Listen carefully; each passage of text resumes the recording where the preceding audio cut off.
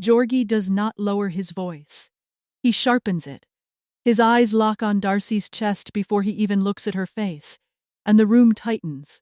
He says her boobs are out. He says people will look. He says he feels disrespected. Darcey freezes for half a second, then laughs it off like she always does. But the laugh lands flat.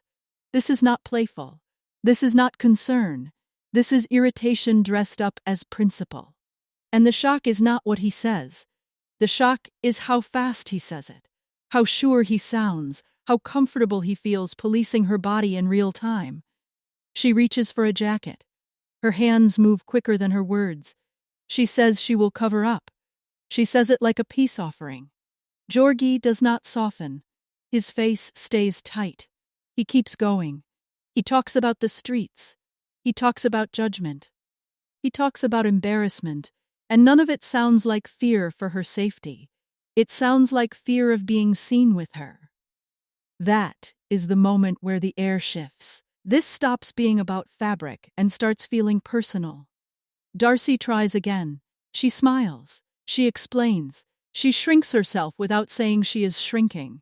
Her shoulders roll inward while she talks, like her body already got the message before her mouth did. Georgi stands taller. He looks relieved, not because the problem is solved, but because he feels heard, and that contrast hits hard. So here is the question sitting heavy in the room. When does concern turn into control? And who gets to decide where that line lives? And pay attention here, because this argument has nothing to do with clothes and everything to do with power. Before this moment, Darcey and Georgi were already walking on thin ice. Not cracked ice, not frozen solid either. Thin ice where every step feels careful and loud. Darcey had been trying to prove something again. Not to the world. To him. She talked about effort like it was a currency. Change the look. Adjust the vibe. Read the room. Respect the family. Respect the culture. Respect him. She said those words out loud with a smile, but there was a tired edge behind them. This is not new for her. We have seen this version of Darcey before. She starts hopeful. She promises growth. She believes love equals compromise.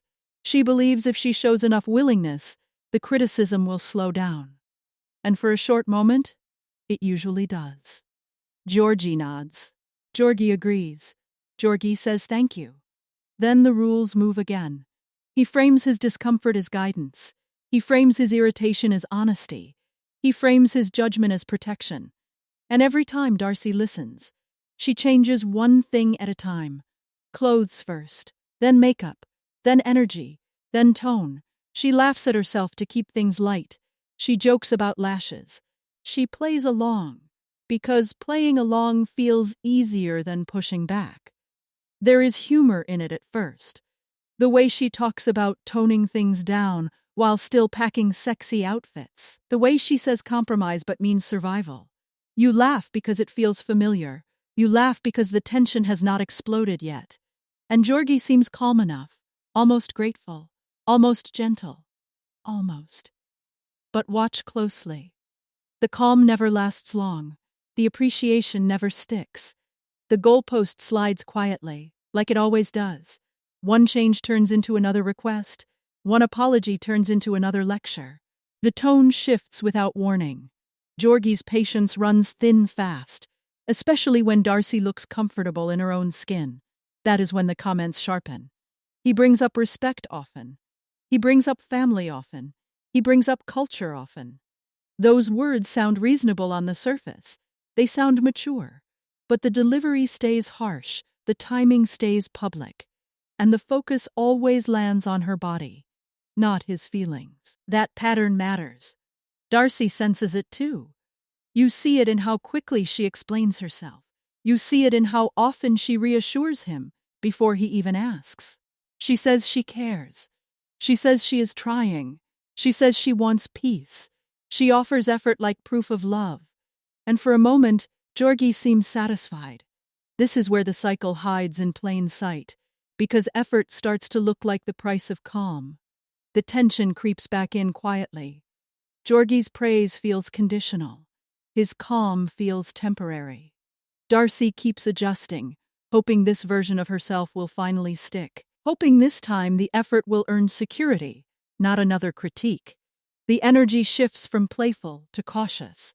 The smiles become shorter, the jokes land softer, and the uncomfortable thought starts to form.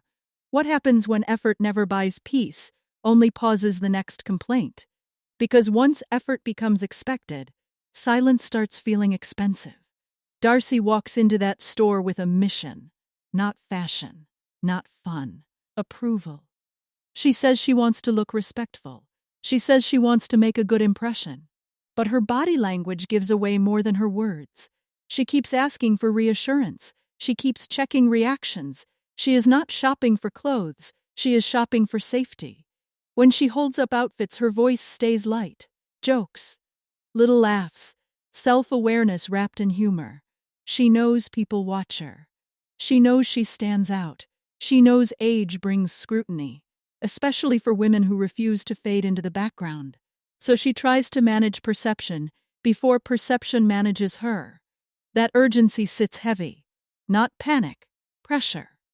The lashes become a bigger moment than they should. She agrees to shorter ones, not because she wants them, because compromise feels like proof of love. She gives up small things first. That is how people protect bigger parts of themselves, piece by piece. She says conservative people wear lashes too, half joking, half defending her right to exist as herself. The laugh lands nervous. There is empathy here. Cultural respect matters. Families matter. First impressions matter. No one disputes that.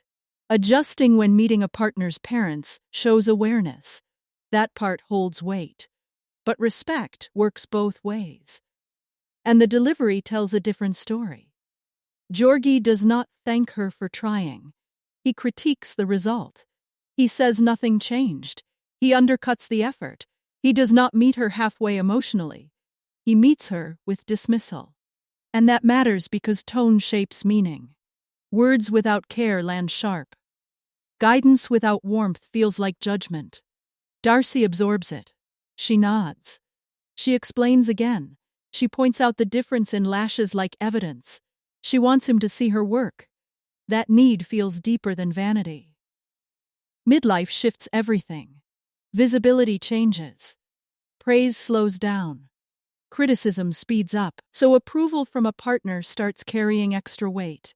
When someone you love validates you, it quiets years of noise. And this is where effort turns into a performance instead of a choice. She packs both conservative outfits and sexy ones. That detail matters. It shows balance.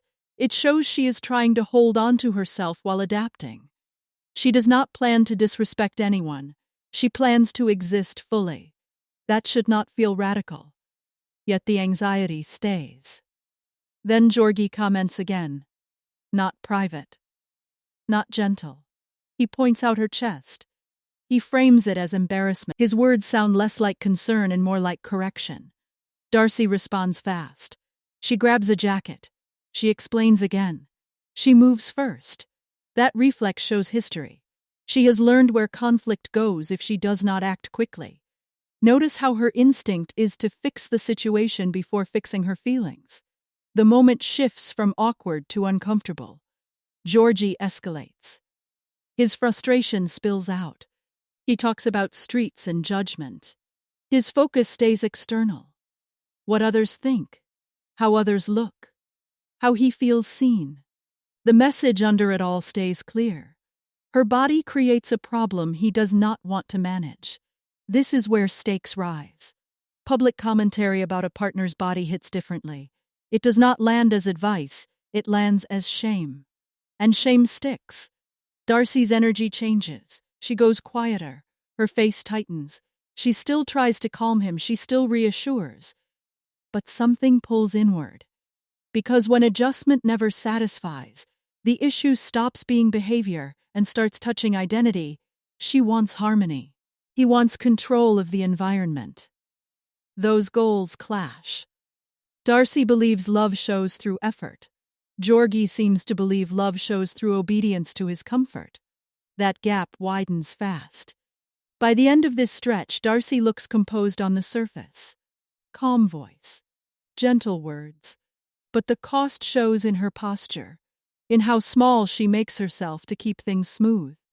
And the tension sits unresolved. Because if changing does not bring peace, what does she have left to offer? The airport changes everything, not because of the place, but because of the volume. Georgi raises his voice, not loud enough to cause a scene, but sharp enough to cut. He talks about how she looks. He talks about how people see them. He talks about embarrassment like it belongs to him alone. Darcey stands there, bags in hand, already in motion, already trying to move forward, and suddenly she is pulled backward into another lecture. Public space makes this heavier. Home arguments hurt. Public corrections humiliate. When a partner comments on your appearance in front of others, the message multiplies. It stops being about taste. It becomes about control. Georgi does not whisper. He does not wait. He chooses the moment where she has nowhere to retreat. Darcey reacts the way she often does. She softens. She reassures. She explains. She covers up again. She tries to de-escalate. Her instinct stays focused on calming him, not protecting herself. That reversal happens fast. He spirals. She steadies. He gets louder. She gets quieter. The power flips emotionally, even if it does not flip verbally. Stay with this moment, because once a partner feels comfortable correcting you in public, the line has already moved. Georgi says he feels disrespected. He says people will judge. He says he does not want to walk next to her like this. The words sting because they frame her body as a burden, not a choice, not self-expression. A problem he has to manage. And the worst part is not the content, it is the confidence behind it. Darcey does not explode. She does not defend herself loudly. She does not match his energy. She soothes him. She says she cares. She says she understands. She validates his feelings even as hers shrink. That is the moment that feels darkest. Not the yelling. The quiet compliance. Because when someone learns anger earns compliance, anger sticks around. He relaxes once she reassures him. He feels heard. He calms down. The argument ends because she absorbs the weight of it. That is not resolution. That is transfer. The discomfort moves from him to her. This is where people split. Some viewers say cultural respect matters. Some say compromise matters. And those points hold value. But compromise does not require humiliation. Respect does not require volume. Culture does not require shaming. Those things can coexist without damage. Here they do not. Darcey cries later. Not from the argument alone. From the pattern. She talks about being a giver. She talks about wanting acceptance. She talks about wanting her effort returned. That language reveals exhaustion. Giving without receiving erodes people slowly. Not all at once. In pieces. Notice how her tears show up after the fight ends, not during. The reversal lingers. She keeps peace. He keeps comfort. The relationship moves forward on uneven ground. And the question hangs heavy. If calm only comes when one person shrinks, what happens to love long term? The moment ends quietly. No dramatic breakup. No apology that sticks. Just silence and forward motion. Bags roll. Planes wait. And Darcey walks ahead, composed on the outside, carrying more than luggage on the inside. The energy shifts when the focus moves away from Darcey and lands on the group. Same show. Same theme. Different room. Elizabeth walks in carrying loyalty like armor. Loren walks in carrying frustration. Yara walks in carrying clarity. And Andrei's presence lingers even when he is not speaking. You feel it in how careful everyone sounds at first. What happened the night before did not disappear. It settled. Aggression has a way of doing that. It changes the temperature of a room even after the person leaves. Andrei's behavior already set the tone. Raised voice. Sharp edges. Dominance framed as honesty. Elizabeth knows this version of him well. She has learned how to live around it. That does not make it easier. It makes it familiar. Loren feels torn. She wants peace. She also wants accountability. She invited friends into her space, and the space got loud fast. When conflict erupts in front of others, hosts feel responsible even when they did not cause it. Loren carries that weight. She wants to smooth things over. She wants everyone to move on. But moving on too fast leaves residue. Yara says less but says it clean. She does not yell. She does not dramatize. She names what feels off without softening it. That steadiness grounds the group, not because she is perfect, because she refuses to normalize chaos. She watches Elizabeth closely. She sees the loyalty struggle. She respects it while still questioning it. And this is where tension shifts from men to women, not because women cause it, but because they are left to manage it. Elizabeth feels cornered. Defending Andrei feels necessary to protect her family unit. Criticizing him feels dangerous. When friends speak up, it feels like an attack even when it is concern. She hears judgment where others mean support. That is the trap of loyalty. It demands silence in exchange for stability. Loren crosses a line, even with good intentions. She pushes, she presses, she wants Elizabeth to see what she sees. But timing matters. Tone matters. Support stops helping when it turns into pressure. Elizabeth reacts by shutting down. Walls go up. Hurt replaces trust. Watch how quickly accountability turns into defensiveness once loyalty feels threatened. The group tries to reset. Apologies surface. Some land, some do not. Elizabeth says she accepts Andrei as he is.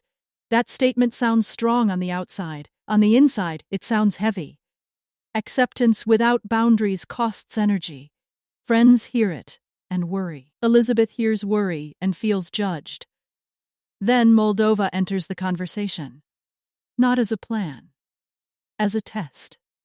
A move away from support. A move toward isolation. Loren and Yara react fast. They cannot picture it. They say it out loud. They say it because they care. Elizabeth hears control instead of concern. Old wounds open. Because once someone feels isolated, advice starts sounding like pressure instead of protection. This moment slows the pace. Less yelling, more silence. Faces tighten. Words land harder. Elizabeth says boundaries were crossed. Loren feels misunderstood. Yara stays blunt. No one wins this exchange. The same pattern shows up again. Aggressive behavior sets the fire. Women argue over the smoke. The tension does not resolve. It suspends. Elizabeth leaves upset.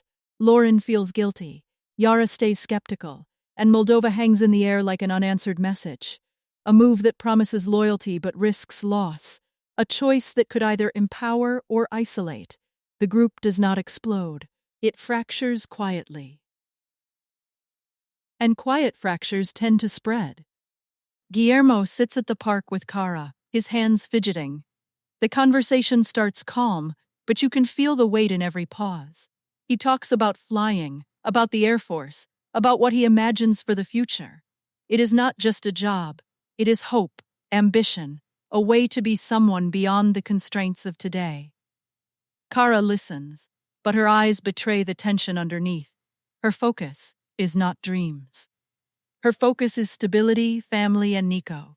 She is protecting the present, the years that cannot be replaced. Guillermo's excitement is contagious at first. You feel it. The possibility, the thrill of an opportunity. It lights the scene up.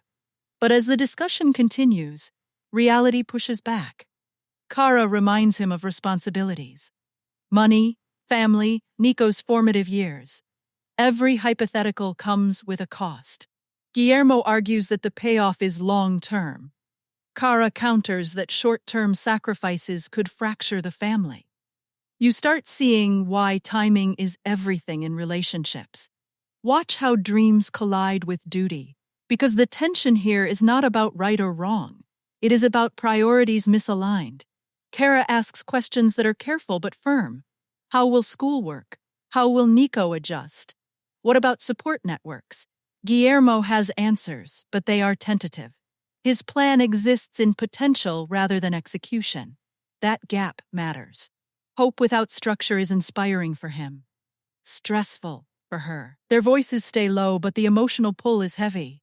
The audience can empathize with both sides. Guillermo wants to reach upward, to grow. Kara wants to hold the family intact while supporting him. Both perspectives are valid, but they are not yet compatible. The tension simmers because neither is wrong, but both feel cornered.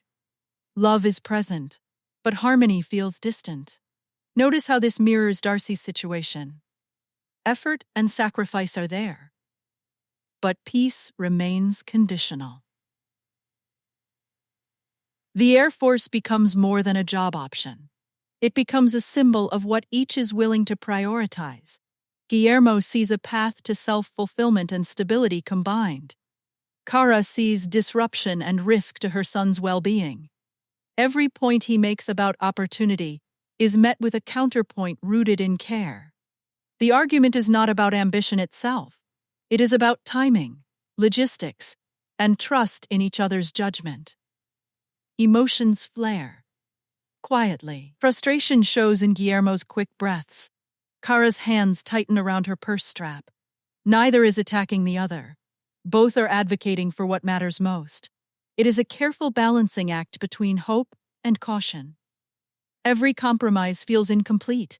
Every suggestion feels like negotiation of values rather than solutions. The audience should feel the tension here, because love without alignment creates invisible strain that shows in small gestures, not just words. By the end of this discussion, no decision is made. They leave the park with heavy hearts. Guillermo dreams of flying, Kara dreams of protecting Nico. Both walk away thinking of the other, thinking of the sacrifices and possibilities. The scene ends not with resolution, but with understanding that sometimes love alone cannot bridge conflicting priorities. And just like Darcey, Guillermo's efforts to meet expectations, whether from his dream or from Kara's needs, reveal a core truth. Relationships demand both compromise and alignment. When timing, priorities, and goals clash, even love can feel like an unsteady contract. Pay attention to this moment, because the strain of incompatible dreams will ripple through future choices, and it echoes the tension we saw with Darcey trying to make peace through effort alone. By now, a pattern has emerged across every couple. Darcey absorbs criticism, Georgi raises the volume, and the peace she fights for costs her sense of self. Elizabeth shields Andrei, Loren overreaches, and Yara calls out behavior without creating enemies. Guillermo reaches for the sky while Kara keeps her feet firmly planted on the ground. Each story is separate, but the emotional pulse is the same. Effort without safety, loyalty without boundaries, hope without alignment. The tension is quiet, but relentless. You can see the payoffs from the setups earlier in the episode. Darcey's eyelashes, her careful clothing, the endless small adjustments, they land now with full weight. Georgi's criticism is louder, because the context is cumulative. Every compromise she made is measured against his still unsatisfied standard. The audience begins to feel it. Compromise alone does not guarantee peace. Respect alone does not guarantee safety. Notice how attempts to please do not always equal harmony, because sometimes the problem is not effort, but the expectations themselves. With the girls, the same principle holds. Elizabeth's loyalty protects her from immediate conflict, but leaves her open to subtle pressure from friends. Loren's attempts to help highlight that good intentions can create friction when boundaries are unclear. Yara remains the observer, the voice that cuts through the noise. Patterns repeat. One person controls, others adjust, and group dynamics amplify tension instead of resolving it. Guillermo and Kara provide a different lens. His ambition collides with her need for security. Their love is real, but timing and priorities do not align. Dreams without structure can feel exciting in theory, but in practice they test patience and trust. Kara's caution is not control in disguise. It is protection for the people who cannot advocate for themselves. Guillermo's hope is not selfish. It is ambition pressing against responsibility. That friction mirrors Darcey's struggle. Effort meets expectation, and the result is strain. Pay attention here because the same themes echo differently in each life, showing that love and effort are not always enough. Earlier lines from the opening hook now resonate with deeper meaning. Georgi's public critique, the tension in the airport, the quiet frustration in the group, the park conversation with Guillermo, they were all moments of testing. They reveal who bears the cost when relationships demand more than alignment, more than communication, more than compromise. Each couple illustrates the same truth. If respect, timing, and boundaries are not equally shared, peace is conditional and fragile. The episode leaves viewers with a question. When effort costs identity, when loyalty demands silence, when love encounters incompatible priorities, how do we measure success? Can relationships survive on compromise alone, or is alignment the real currency of lasting connection? Hold this thought, because the answers will begin to unfold in the next episode, and the stakes for every couple will rise higher than ever before. Even as the screen fades, the emotional weight lingers. You feel the strain, the tension, the moments of calm that hide deeper pressure. The arcs tie together, each payoff illuminating the costs of patterns we recognize in everyday life. Viewers are left to reflect, to debate, to question what they would do in these situations, and to stay invested for what happens next. And just when you think the night has settled, tension simmers quietly in every corner. Darcey steps off the plane carrying her effort like armor, but you can see the strain in her eyes. Georgi's calm is only surface deep, and you know the next confrontation is waiting. In the girls' circle, Elizabeth wrestles with loyalty that feels like chains, while Loren and Yara wonder how far intervention is too far. Guillermo and Kara's conversation hangs between hope and reality, each weighing choices that could change everything for their family. Every decision feels urgent, every silence loaded. Which one will crack first under the pressure of unmet expectations? Who will bend, and who will finally draw a line? The answers are coming, and the next episode promises shifts that will make everything we've seen so far feel like a prelude. You will not want to miss what happens next.